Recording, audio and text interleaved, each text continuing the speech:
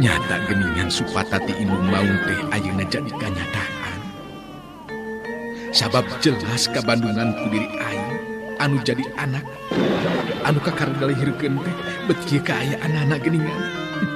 Nyaan aing dorakati anak maung meureunna. Diri aing bener-bener benangku eta supata.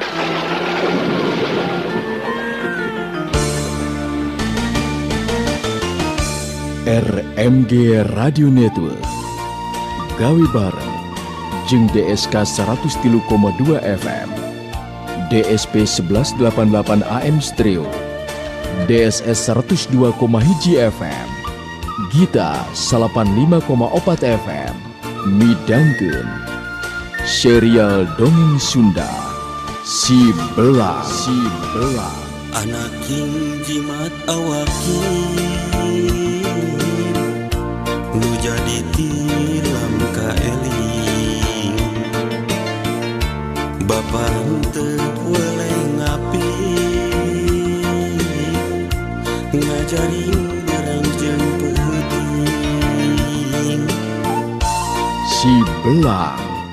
Naskah hiasana Yat R. Garapan Mang Inoy. Teknik jeung montase Laga Jaya. Hiasan musik jeung tata sora Rendika MG. Produser Dewi Miranti. Produksi RMG Record. wayahna hidup sing sabar tumarima kana kadang takdir teu beunang dipungkir kadar teu beunang disinglang. Para kanca sadaya nyanggakeun Si Belang. Duta Suara Karawang 103,2 FM.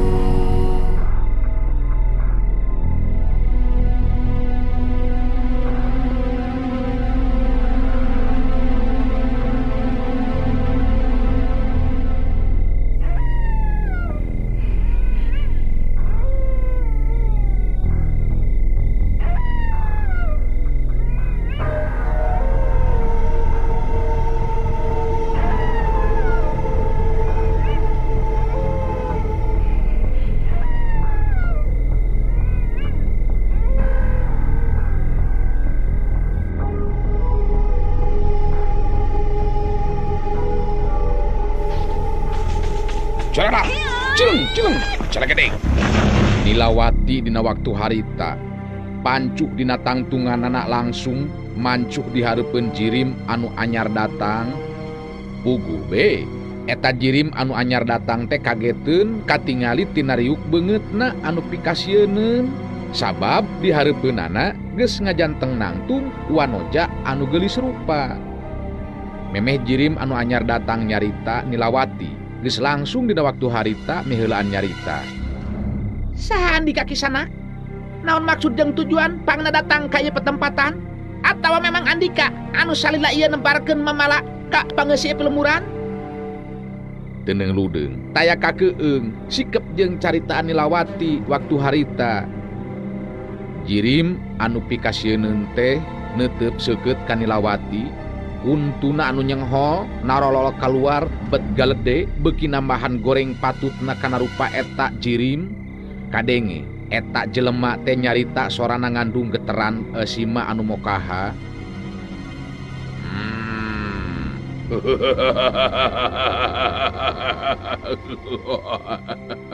Saha maneh Nyai? Wah, saha maneh Nyai geulis?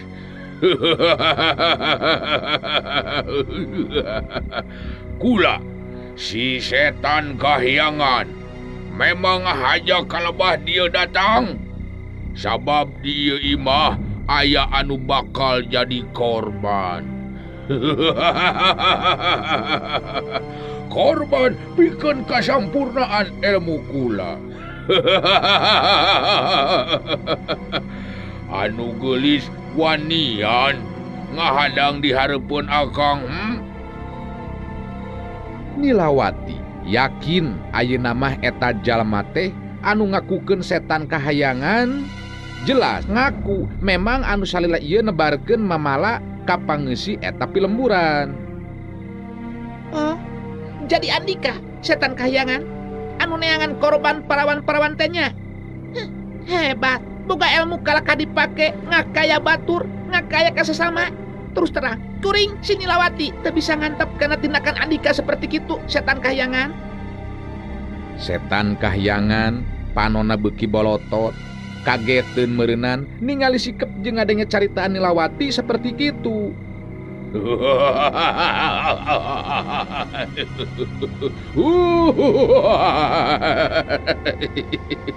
Woi, Nilawati, montong pipiluun kana urusan dewek deuleu sia. Maneh eueuh hak pikeun pipiluun kana ieu urusan? Ha? Ngentong pipiluun kana ieu urusan sia. Nilawati neuteup ka setan kahyangan deuteupan anu ngandung rasa kawani. Kuring jelas bakal pipiluan kana ieu urusan setan kahyangan. Leuwih hade eureun tindakan anu ngarugikeun ka jalma anu lian, jalma anu teu boga dosa. Ulah rasa maneh peda boga ilmu setan kahyangan.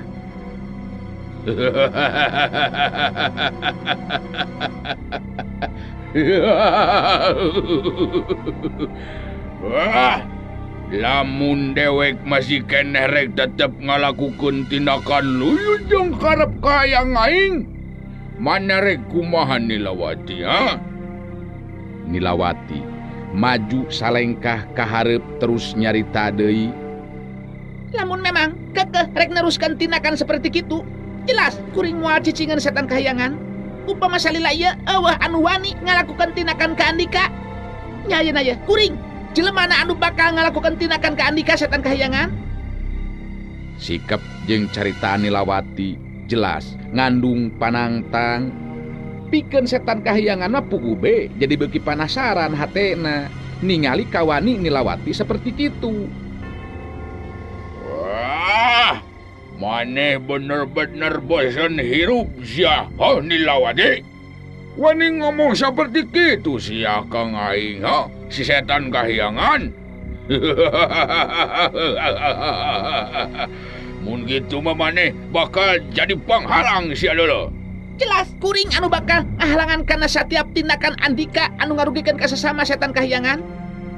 Lian teh eta jalma-jalma anu salila ieu jadi korban tindakan Andika kawilang jalma-jalma anu teu boga dosa. Mending keneh eureunnan tindakan Andika teh setan kahyangan.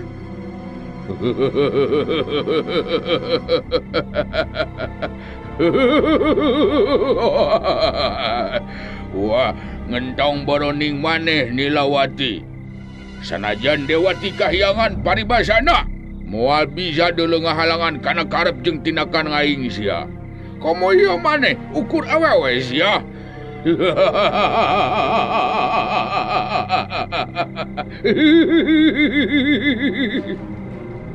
Ulah bakal somong Andika setan kahyangan. Sanajan kuring lain dewa, tapi bakal mampu pikeun ngungkulan jeung ngebekuk Andika dina waktu ayeuna setan kahyangan. Leuwih hade mulang balik Andika setan kahyangan. Sikep jeung carita Nilawati beuki tandes. Pugube setan kahyangan beuki panas hatena. Kurang ngajar sia. Hah? Maneh memang teu bisa disabaran lamun kitu mah Nilawati, ha? Aing geus moal mere diampun ka makluk saperti maneh sia. Hayang nyobaan kehebatan si setan kahyangan, ha? Mana sia maneh Nilawati lamun kitu mah? Geus henteu kudu loba carita setan kahyangan. Leuwih hade coba ayeuna mah maju setan kahyangan.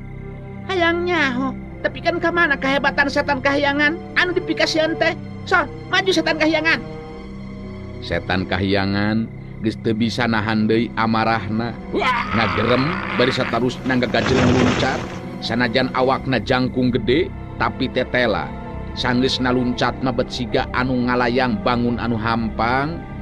Wah! Wah!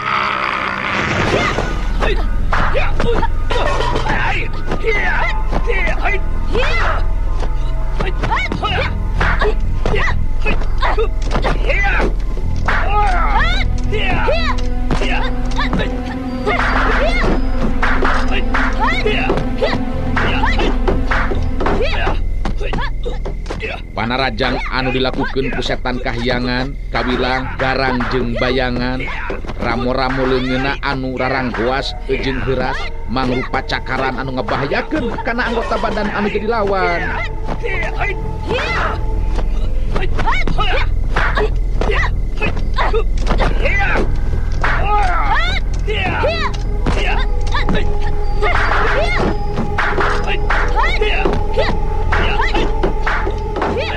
Tapi Nilawati lain wanoja biasa.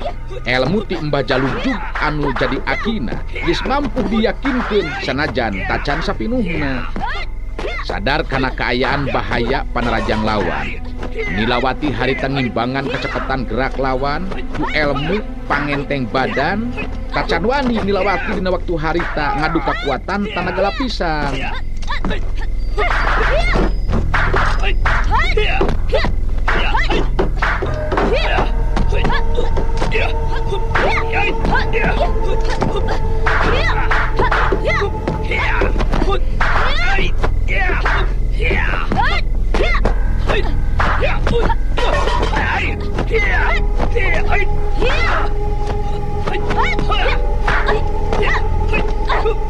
Panarajang setan kahyangan anu ngutamakeun kana cakaran ramo-ramo leungeunna anu hareuras jeung ranggoas mampu nyasaak kulit lawan ceuk paribasana malah mampu ngancurkeun tulang-tulang nu jadi lawan. Teu matak aneh nanying hareupanana Nilawati leuwih ngutamakeun kana kecepatan gerak kalincahan badan.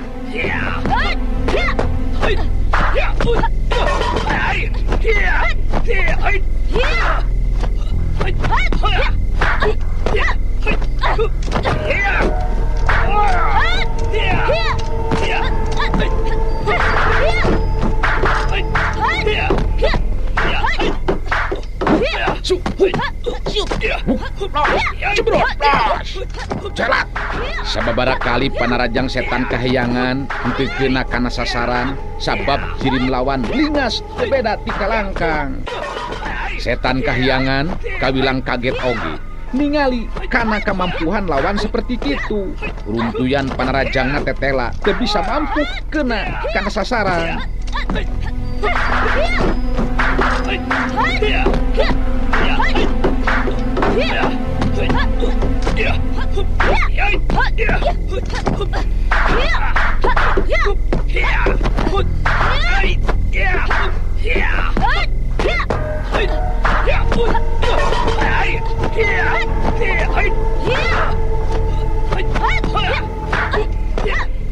Kejadian seterusna malah Nilawati anu mampu ngasupkeun runtuyan panarajangna kana anggota badan setan kahyangan. Butbetna leungeun jeung suku Nilawati anu ngalakukeun gerak panarajang kanu jadi lawan geus teu bisa disingkahan deui. Tapi aya anu mata kaget pikeun Nilawati dina waktu harita. Sabab panarajangna anu keuna kana anggota badan lawan eueuh pangaruh naon-naon. Setan kahyangan kalaka ngalenggak seuri bangun anu teu ngarasa naon-naon mangsa kabeunangan kuruntuyan panarajang lawan. Celat jeung suk dak cekluk cemet cekuk dak.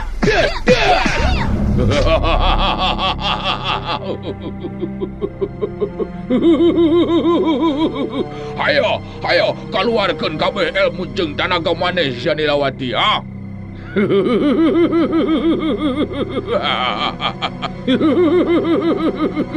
Henteu karasa naon-naon ta panarajang teh ku akang geulis. Hayo maju deui. Nilawati luncat ka tukang bari ngahegak ngatur napasna. Neuteub seukeut kanu jadi lawan bari ngupat jero hatena. Bener-bener luar biasa. Si setan kahyangan panarajang aing anu kana sasaran teu karasa naon-naon sigana teh edan. Boga ilmu kekuatan naon ni setan kahyangan teh nya. Tapi aing henteu kudu make jeung wakaji jerih. Tangtu aya teu kelemahan dina anggota badan si setan kahyangan. Sanajan kaayaan anu keur disinghareupan dina waktu harita cukup ngagetkeun manehna. Tapi Nilawati teu terus jejerih risiko pati. Harita katingali saya gadiri deui ngawangun pasangan.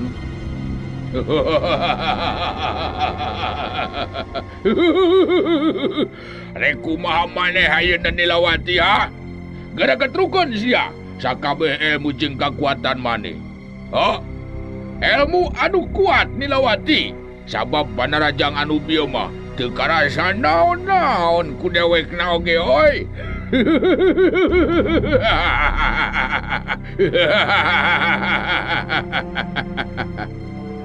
Nilawati netep seukeut ka setan kahyangan bari terus nyarita deui.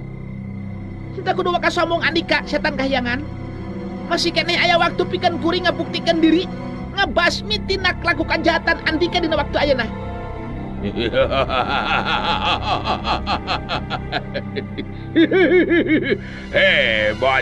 Hebat maneh ha. Hebat Nilawati. Sanajan maneh pangawak awewe tapi leber wawanen oi.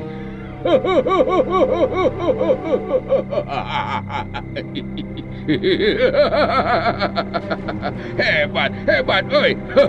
Kudu nama maneh jadi pamajikan dewek Nilawati oi. Awewe anu gagaki mah kuduna jadi pamajikan dewek.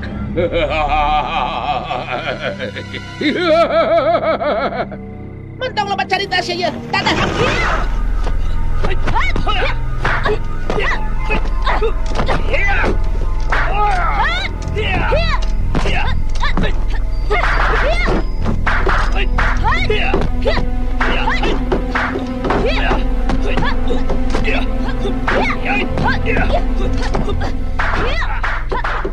Nilawati harita maju narajang deui ka setan kahyangan. Tata gerakna leuwih cepet batan tadi. Runtuyan Panarajang Nilawati anu ngutamakeun kana kacepetan gerakna.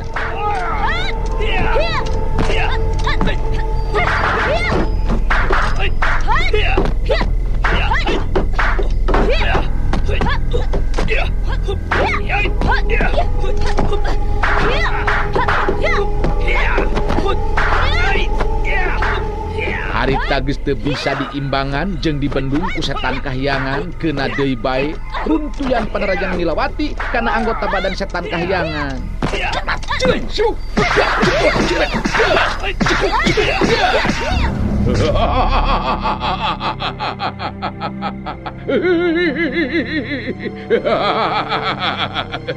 Hayo, beakeun tanaga maneh Nilawati ha. Beakun. Hayo, teu karasa naon-naon da Panarajang deh. Hayo maju deui maneh Nilawati. Hayo.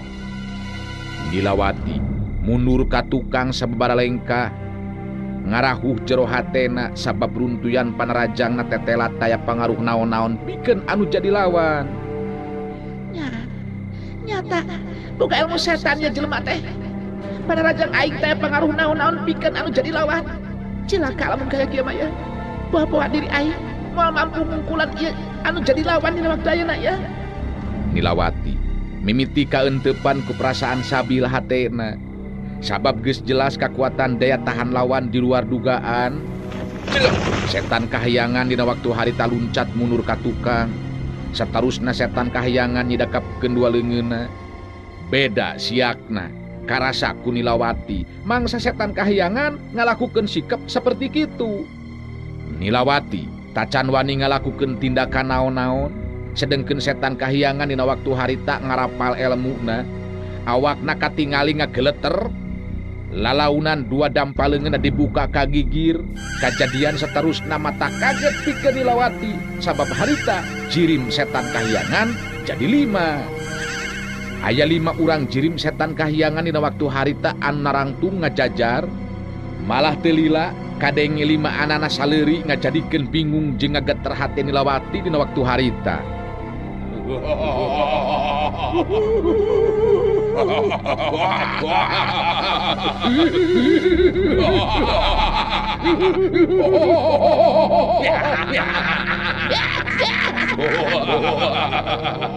Eta patempatan jadi dipinuhan ku sorak seurina 5 jirim setan kahyangan.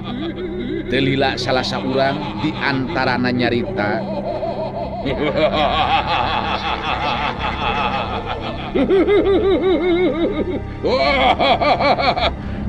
Sok, rek kumaha ayeuna maneh sia Nilawati ha?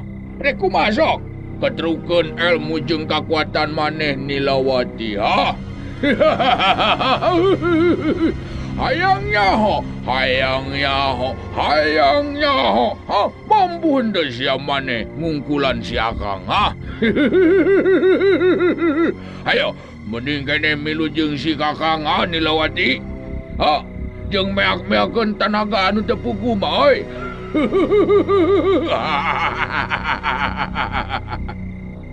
Sanajan kaayaan anu keur disingharepan dina waktu harita kawilang ngagetkeun jeung ngageterkeun kana hate Nilawati. Tapi Nilawati kawilang wanoja anu dibimbing ti leuleutik ku Mbah Jalugju, manehna henteu ngarasa sieun atawa rempan. Ulah baron yang jadi 5. Sanajan diri Andika setan kahyangan, leuwih ti 5 aya 50 urang cek paribasana. Pikeun kuring moal make kudu sirisi ku pati rempan ku ajal setan kahyangan. Srog. Nilawati harita ngawangun deui pasangan, museurkeun kakuatan tanaga lapisan sapinuhna. Sanggeusna ngarasa yakin kana kaayaan dirina, harita Nilawati ngajoralat luncat maju rarajang. Colat jeleng.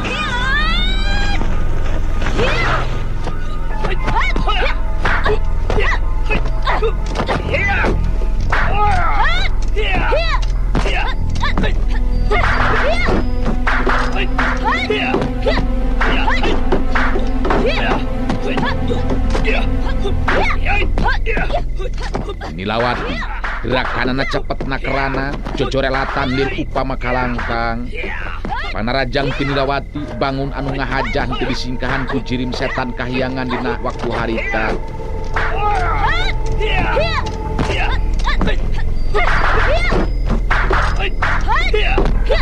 Duta Suara Karawang 103,2 FM. Nilawati ngabagikeun panarajangna kalimat jirim lawan, panarajangna kena kana anggota badan setan kahyangan pilih genti.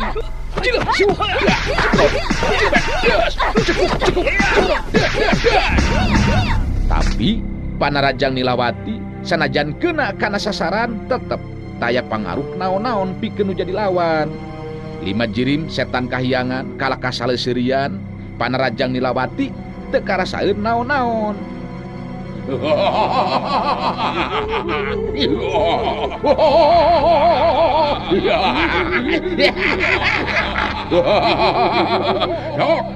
Sok, beakeun tanaga jeung ilmu maneh Nilawati, ha? Maju deui bisi maneh ngarasa panasaran jeung hayang adu hareupan tetep jeung diri kula. Hayo, maju deui maneh sia. Beakeun kapanasaran, jeung anu sejena sia. Beakeun kabeh Nilawati. Son, maju deui sia maneh Nilawati, ha? 5 jirim setan kahyangan harita meh bareng maju salengkah-salengkah terus ngepung ka Nilawati. Nilawati sanajan neger-neger maneh tapi tetep salampang hatena sanajan kalah kumaha oge. Sabab Nilawati teu nyangka ajen pangarti lawan bakal saperti kitu kaayaanana. Kesang geus masihan sakujur badan Nilawati. Hatena beuki sabil jeung ngageter waktu dirina dikepung ku 5 jirim setan kahyangan. Setan ieu mah ya. Biar aku jirimna jadi bisa ngalobaan seperti kieu. Jelas ilmu sihir ieu mah. Cilaka aing teu nyangka lawan boga kekuatan ilmu seperti kieu ya. Nyaan, cilaka kaya kieu mendiri aing ya dina waktu ayeuna.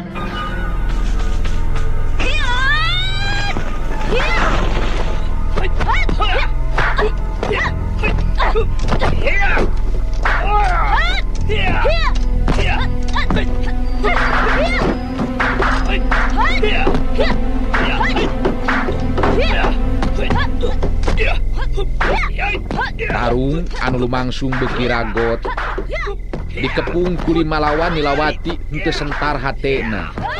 Jirimna jojorelatan teu beda ti kalangkang anu saterusna ngabagikeun panarajangna kalima lawan.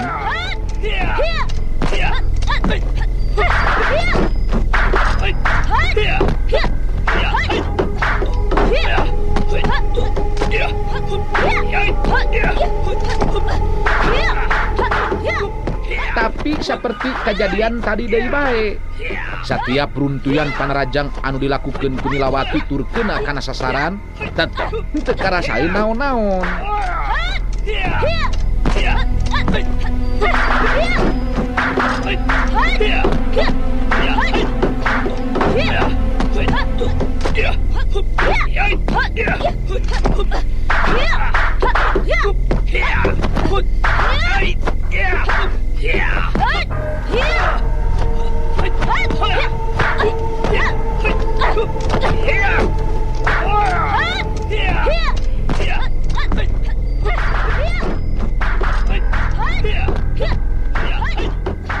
Akhirna Nilawati bisa ngarasakeun mimiti leuseuh, beakeun tanaga sabab terus-terusan nguras tanaga jeung pangartina.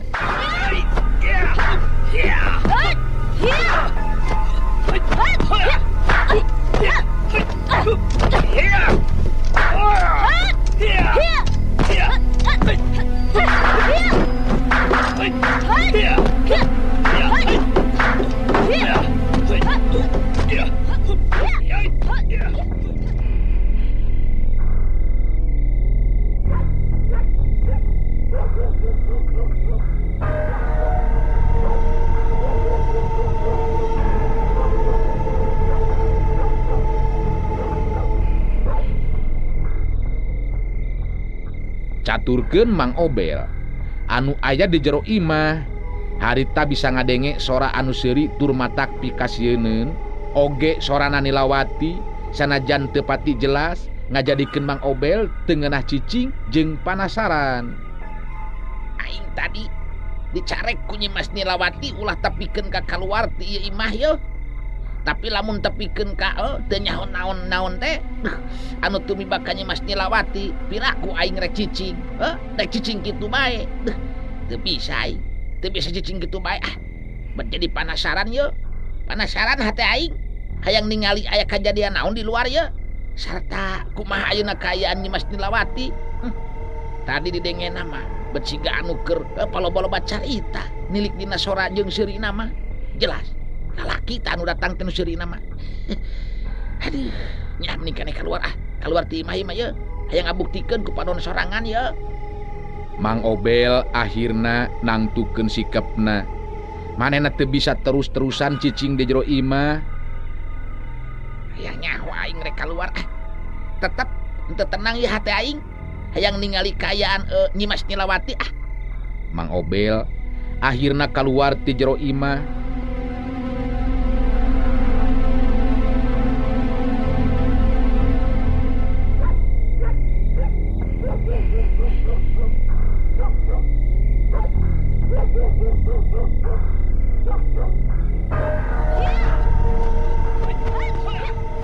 Malah akhirna mah terus bisa ningali kana lumangsungna kajadian di mana Nilawati keur dikepung ku 5 jirim setan kahyangan.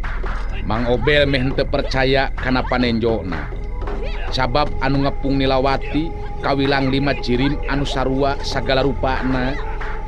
Jajantung Mang Obel keketegan, nyumputkeun awakna dina balik tatangkalan bari museurekeun perhatianana. Kitu nate Mang Obel bari jeung ngomong sorangan dina jero hatena.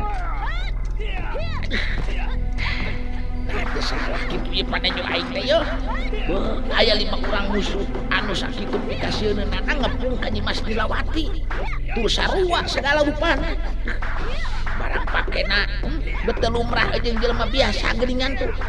Aduh, kumaha aingnya hanya kal aing teu bisa kana ilmu silat. Cacakan lamun bisa mah beureunan aing bisa ngabantuan ka Nyi Mas Nilawati. Bisa mantuan kana kaayaan anu keur disinahareupan ku Nyi Mas Nilawati di waktu ayeuna yeuh. Nya aing hanya kal teu bisa kana ilmu silat ieu mah yeuh. Mang Obel henteu wanian kaluar ti tempat panyumputanana. Banget sieun anu lain di kieuna kakara kuningali kaayaan setan kahyangan oge.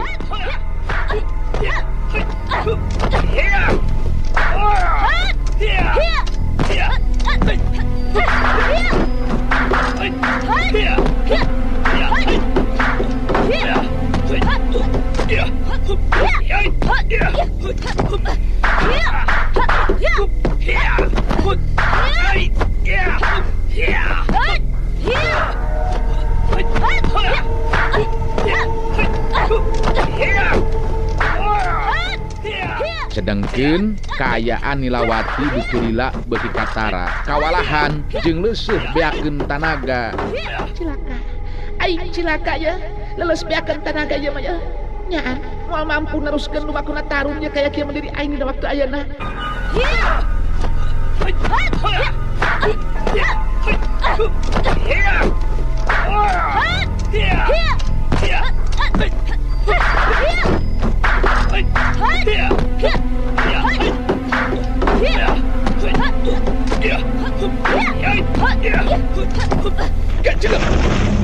Salah seorang jirim setan kahyangan harita terus nyekelan leungeun kenca katuku Nilawati anu keur kadeseh leuleus beakeun tanaga.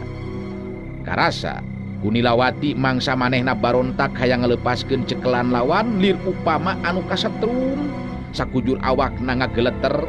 Kajadian saterusna memang teu diduga ti anggalna ku Nilawati. Kakuatan tanaga setan kahyangan lir upama kakuatan setrum beuki ngaraksuk kana sakujur badan Nilawati. Akhirna Nilawati teu inget deui kana nanaon. Nilawati harita terus teu inget di bumi alam. Bareng jeung rubuhna Nilawati anu kapiuhan, opat jirim setan kahyangan harita musnah leleungitan nu aya tinggal saurang. Setan kahyangan pancuk dina tangtunganana ngalenggak seuri ngumbar rasa kasuka. Mang Obel kalakah molohok bengong mata simeuteun saking ku kaget jeung kasima meureunan.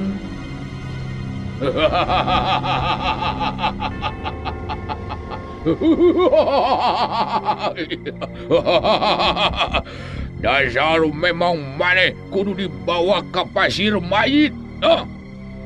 Dasar maneh kudu dibawa ka pasir mayit gantung Nilawati. Dina penting ieu kapaksa bakal dibawa. Sigana bae memang geus jodona urang ditepungkeun di ieu patempatan.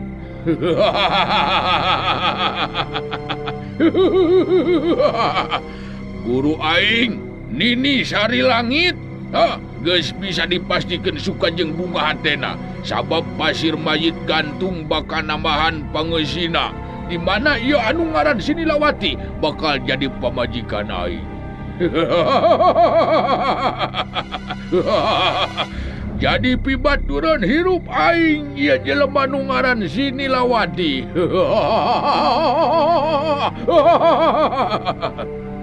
Satiap ngadenge seuri setan kahyangan, Mang Obel tepikeun ka muringkak bulu pundukna. Nilawati saterusna dipangku ku setan kahyangan. Cerat cileng. Ngan sajorelat jirim setan kahyangan ngalayang bangun anu hampang anu saterusna leungit tina teutepan. Mang Obel narik napas panjang bari nyusutan kesang anu renung dina tarangna. Cilaka ya mah ya, cilaka. Nyimas Nilawati dibawa geuningan tak ku eta jirim. Tadi Nyimas Nilawati nyebutkeun teh si setan kahyangan cenah. Duh, dibawa ka pasir monyet, pasir mayit gantung cenah. Beuh, cilaka ya mah ya. Aduh, aing kudu ngabejaan den seta lamun kaya kieu mah. Kudu kalah kumaha oge ya. Kudu aing kudu ngabejaan. Kudu ngabejaan ieu mah ya ngeunaan ayeuna ieu kajadian. Di lembah mana atunya pasir monyet nya pasir mayit gantung teh pasir monyet teh aing mah pasir mayit gantung teh di mana ye mending kene bebejanya bebeja heula ayeuna mah ye ka Mang Ocoh salaku pribumi teu beusi leungiteun ye. Geus kitu mah Mang Obel terus asup deui ka jero imah. Malah sakalian be harita teh ngahudangkeun Mang Ocoh anu keur salare tibra.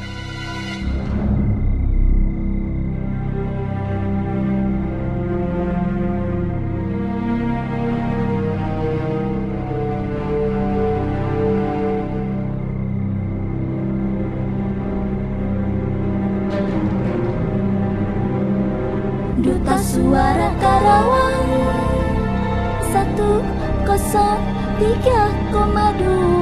FM. Kumang Obel dibejakeun dicaritakeun ngeunaan kajadian anu karanapan ku Nilawati.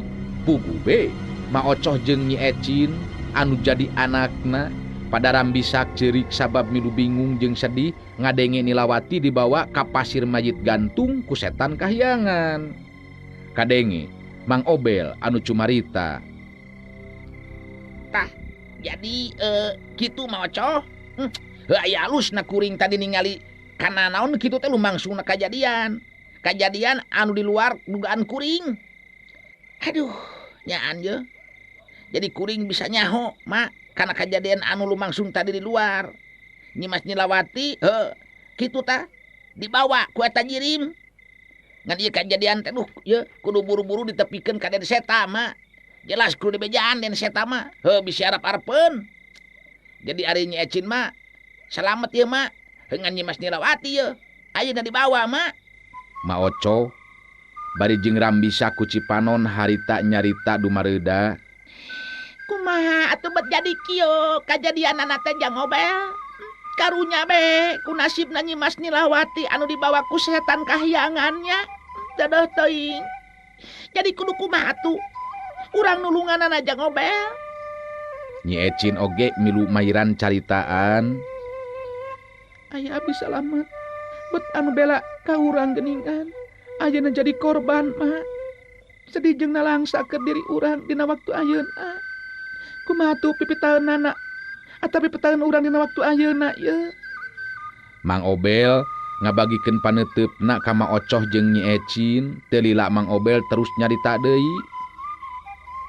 Nya dikumaha deui atuh? Da geus kieu kajadianana Nyai. Kang Maya ulah kagetnya kuring ke subuh pasti geus miang. Sabab memang kudu dibejaan ya Den Seta ngeunaan kaayaan anu tumiba ka Nyimas Nilawati mah. Loba deui obrolan anu sejena. Peuting eta mah geus teu bisa salare deui. Waktu wanci kasubuhnakeun Mang Obel geus kenciling init, malah lempangna oge rurusuhan lantaran hayang gara tepi ke tempat tujuan.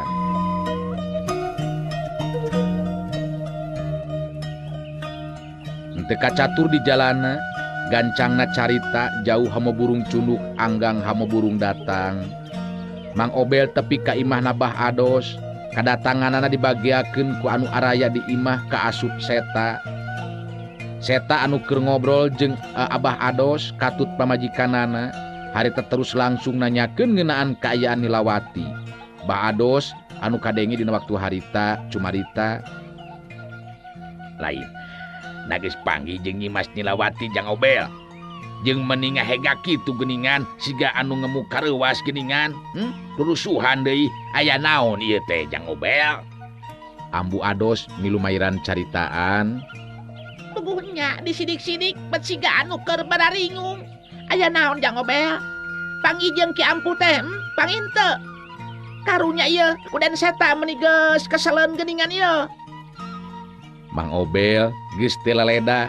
Harita terus nerangkeun ngeunaan kajadian anu karandapan ku Nilawati jeung manehna. Ti mimiti panggih jeung Ki Ampu tabib sakti anu saterusna ajal ku leungeunna Ki Rabo. Anu paling akhir kajadian tadi peuting Nilawati rubuh kapiuhan terus dibawa ku setan kahyangan ka pasir mayit gantung. Kabehanana dijelaskeun ku Mang Obel.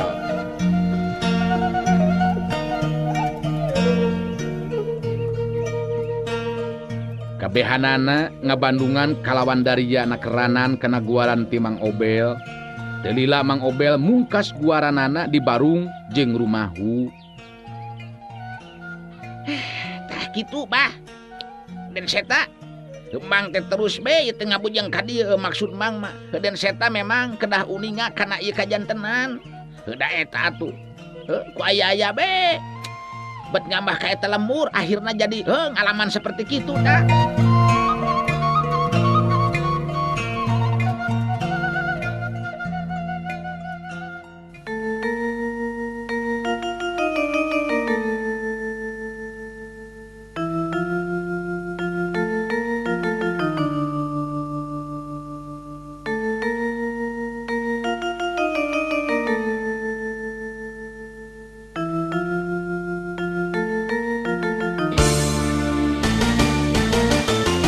RMG Radio Network gawe bareng jeung DSK 103,2 FM DSP 1188 AM Stereo, DSS 102,1 FM, Gita 85,4 FM, Rengse midangkeun serial dongeng Sunda, Si Belang. Anak king jimat awakin nu jadi tilam ka eling Bapa henteu weleh ngapi ngajari urang jeung peuting Si Belang. Naskah hiasana Yat R. Garapan Mang Inoy. Teknik jeung montase Laga Jaya. Hiasan musik jeung tata sora Rendika MG. Produser Dewi Miranti. Produksi RMG Record. wayahna hidup sing sabar tumarima kana kadang takdir teu beunang dipungkir kadar teu beunang disinglang Para kanca sadaya Wilujeng Kantun.